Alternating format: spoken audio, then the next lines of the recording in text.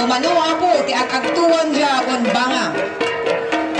This dance depicts the villagers, the women fetching water at the spring. Ayan, that is of course siguro Tiwod Fertility Spring.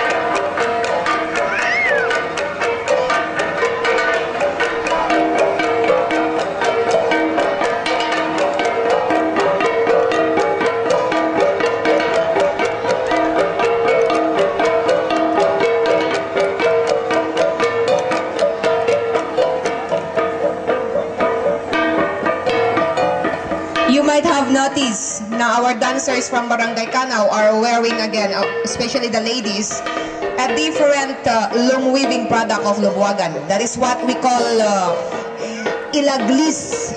And a very few loom weavers at Mabilong knows how to weave this ilaglis.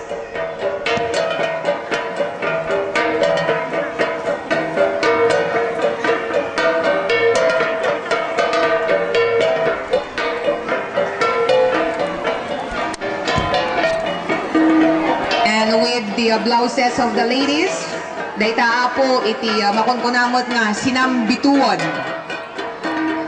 It has been said that only the royal bloods of Lubuagan tikas lang ang makausar dita, especially with the royal blanket nga sinambituon.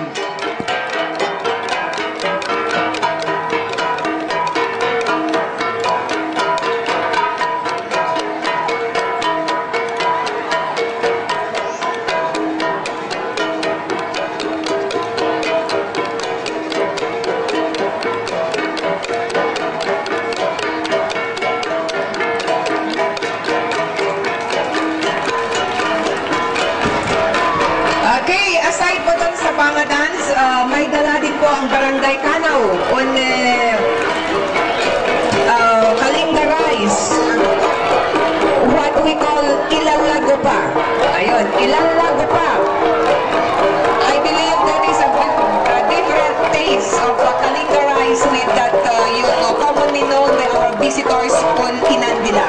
But anyhow, that is equally tasteful, equally delicious with that of Inandila. And ladies and gentlemen, you have just witnessed ang ating Banga Dance of Barangay Canao. Another round of applause.